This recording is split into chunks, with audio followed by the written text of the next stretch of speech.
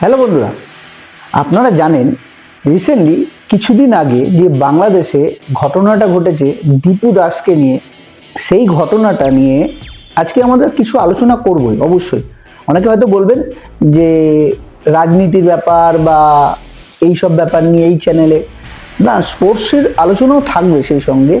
কারণ দীপু দাসকে নিয়ে আলোচনা করব এই কারণে, আর সঙ্গে সেই দেশেরই প্লেয়ার, বাংলাদেশেরই প্লেয়ার মুস্তাফিজুর রহমান, যাকে কিনেছে Kolkata night Riders. Kolkata night Riders, সেই কলকাতা নাইট রাইডার্সে মুস্তাফিজুলকে কত টাকায় কিনেছে আপনারা হয়তো জানেন, না জানলেও আমি এই ভিডিওতে আপনাদেরকে জানাবো। এই সব নিয়েই আজকে কিছু আলোচনা করব। প্রথমেই বলি, বাংলাদেশ একটু বেশি বলে ফেলছে না ইন্ডিয়ার সম্বন্ধে। যাদের অকাত নেই ভারতীয়দের সঙ্গে কোনো কিছুতে, ভারতের সঙ্গে কোনো কিছুতেই পেরে ওঠার অকাত নেই, তারা বলছে তাদের কিছু নেতা বা কিছু যুব নেতা বলবো না কি বলবো, ছাগল বলবো, যুব ছাগল, কারণ অন ক্যামেরায় তো অন্য কিছু বলা যায় না, তাই যুব ছাগল বলবো না গণ্ডমূর্খ বলবে। এমনি গণ্ডমূর্খের দেশ, ঠিক আছে, গণ্ডমূর্খ ভর্তি। তারা বলছে যে ভারতবর্ষকে যদি তারা নাকি অর্থনৈতিক দিয়ে সাহায্য করছে, এবং ভারতবর্ষকে যদি তারা সাহায্য না করে তাহলে তারা নাকি ভারতবর্ষ না খেয়ে মারা যাবে, না খেতে পেয়ে তাদের হাহাকার দেখা যাবে। তারা ভুলে গেছে তারা কাদের জন্য স্বাধীনতা পেয়েছিল, সেটা ভুলে গেছে। তারা যে জিনিসটা করেছে, সেই জিনিস বা যে ঘটনাটা, তারা যে ঘটনাটা ঘটেছে, সেই ঘটনাটা আপনারা যদি একটুখানি ভেবে দেখেন বা দেখেছেন সোশ্যাল মিডিয়ায়, গা শিউরে উঠছে।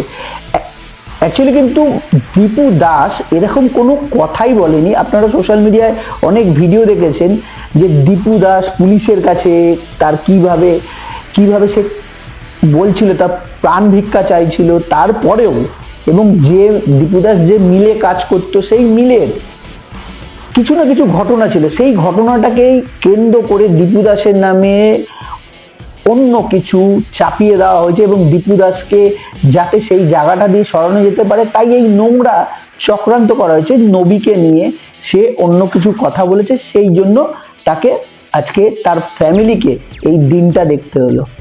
হিন্দু, সব থেকে বড় কথা, হিন্দু বলে কি তার উপর এই অত্যাচারটা হয়েছে?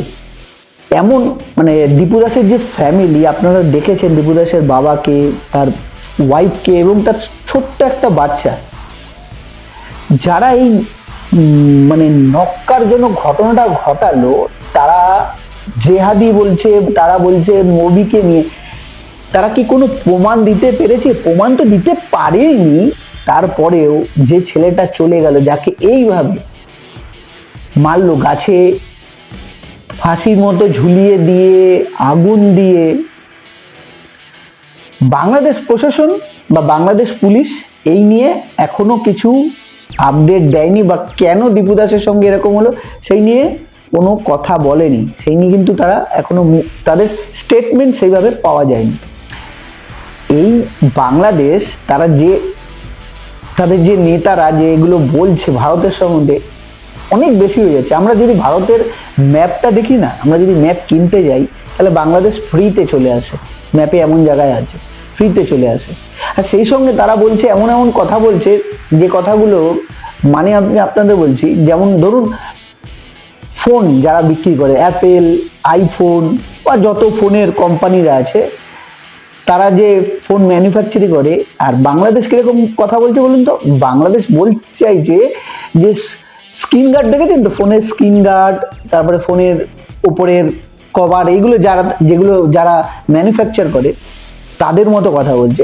তারা যদি ম্যানুফ্যাকচার না করে, এই অ্যাপেল, আইফোনের মতো কোম্পানি নাকি বন্ধ হয়ে যাবে। বাংলাদেশও সেই একই ধরনের ডায়লগ দিচ্ছে। তারা যদি আমাদের অর্থনৈতিক সাহায্য না করে, পরে তার ফলে নাকি ভারতের আর্থিক ক্ষতি হয়ে যাবে। বাংলাদেশের এটা ভাবা উচিত যে তাদের চিকিৎসা ব্যবস্থা এতটাই খারাপ যে ভারত ভিসা দেয়নি বলে, বা ভিসা বন্ধ করে দিয়েছে বলে, তাই জন্য এখন ভিসা বন্ধ করেছে, এবং নতুন নিয়মও করেছে। আপনারা হয়তো জানেন যে যেসব বাংলাদেশি কন্টেন্ট ক্রিয়েটাররা রয়েছে তাদের সোশ্যাল মিডিয়া ঘেটে দেখা হচ্ছে তারা ভারতের বিরুদ্ধে বা ভারতের এগেনস্টে কি বলেছে, তারপরে সেই সমস্ত জায়গা খুঁটিয়ে দেখে এখন ভিসা দিচ্ছে। আর এই কারণেই জ্বালাটা হয়েছে বাংলাদেশে। যাই হোক, তারা তো ক্রিকেটে কোনোদিনই পারেনি, ক্রিকেটে এবার তারা যে নোংরা খেলাটা শুরু করেছে সেই খেলার শেষ করতে হবে। আর এই জন্যই সেটা তো ভারতীয় রাজনীতি বা যা রাজনীতিতে যারা আছে তারা ইয়ে করবে। তবে আমি কলকাতা নাইট রাইডার্স যারা মুস্তাফিজুর রহমানকে কিনেছে, যে দেশের সেই বাংলাদেশের প্লেয়ারটাকে কিনেছে না 9,20,00,000 টাকা দিয়ে, মানে ওই দেশের যে দেশে আমাদের হিন্দু ভাইদের মেরে জ্বালিয়ে দেওয়া হচ্ছে সেই দেশের প্লেয়ারকে আইপিএলে খেলা হবে আবার 9,20,00,000 টাকায়। মানে আমরা খাল কেটে কুমিরকে আসতে বলছি। আর তার কর্ণধার কে বলুন তো? কলকাতা নাইট রাইডার্সের শাহরুখ খান। হ্যাঁ, শাহরুখ খান কিন্তু এর আগে যখন আইপিএল শুরু হয়েছিল দেখেছিলেন তো, শাহরুখ খানকে একবার একটা ইন্টারভিউতে জিজ্ঞেস করা হয়েছিল যে আপনি পাকিস্তানের প্লেয়াররা কেন, ইন্ডিয়ান তো অনেক প্লেয়ার আছে, বলেছিল ট্যালেন্ট আছে তাই জন্য। এখন কিন্তু যেহেতু পাকিস্তান পুরোপুরি ব্যান, তাই বাংলাদেশের এই মুস্তাফিজুর রহমানের উপরে হয়তো বেশি করে ট্যালেন্ট দেখতে পেয়েছে কেকেআর ম্যানেজমেন্ট, কেকেআর এর মালিক, কেকেআর এর যে কোচ তারা। জানি না মুস্তাফিজুর রহমানকে খেলাবে কিনা। যদি মুস্তাফিজুর রহমানকে খেলায় তাহলে আমি বলবো, কলকাতা ফ্যানেদেরকে বলবো কেকেআর কে বয়কট করা উচিত। যারা আমাদের দেশকে নিয়ে উল্টো পাল্টা বলে, যে দেশের নোংরা রাজনীতি, নোংরা মাইন্ড, যে দেশের আমাদের হিন্দুদের উপর অত্যাচার করা হয় এবং হিন্দুদেরকে পুড়িয়ে মারে, সেই দেশের প্লেয়ারদের আইপিএলে খেলতে আমরা দেখতে চাই না। অন্তত আপনারা কমেন্টে বলবেন, অবশ্যই বলবেন এই মুস্তাফিজুর রহমানকে কি আপনারা খেলতে দেখতে চান আইপিএলে? একদমই না, বয়কট করুন। যদি মুস্তাফিজুর রহমান কলকাতা নাইট রাইডারে খেলে, কেকেআর এর হয়ে খেলে, তাহলে কেকেআরকেও অবিলম্বে বয়কট করা উচিত প্রত্যেকটা ফ্যানেদের। কারণ বাংলাদেশি প্লেয়ারকে খেলতে দেওয়া যাবে না। সেই সঙ্গে প্রত্যেক জায়গায় যেভাবে সোশ্যাল মিডিয়ায় প্রতিবাদ চলছে সেইভাবে প্রতিবাদ চলবে। আমরাও প্রতিবাদ করলাম আমাদের এই ভিডিওর মাধ্যমে, যেহেতু প্লেয়ারটা কে নেওয়া হয়েছে বাংলাদেশ থেকে, তাই জন্যই আজকের এই ভিডিও বানানো, আজকের এই বার্তা দেওয়া আপনাদের। অবশ্যই কেকেআরকে বয়কট করুন।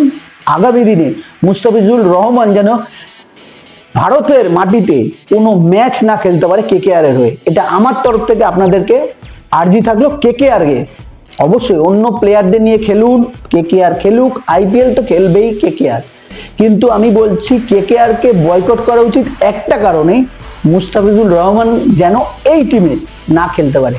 অবশ্যই আপনাদের মতামত বলবেন, আমার সঙ্গে আপনাদের মতামত কি মিলছে না আপনাদের অন্য মতামত অবশ্যই কমেন্টে বলবেন। ততক্ষণ ভালো থাকবেন আর সুস্থ থাকবেন। আর এরকম জঘন্য রাজনীতি থেকে অবশ্যই ক্রিকেটকে দূরে রাখা দরকার।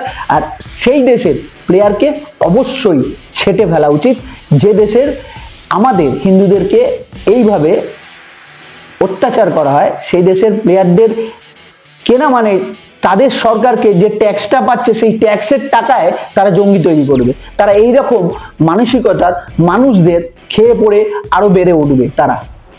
তাই কেকেআরকে, মুস্তাফিজুর রহমান যদি খেলে, কেকেআরকে অবশ্যই বয়কট করা উচিত, অন্যথা কেকেআর অবশ্যই খেলবে।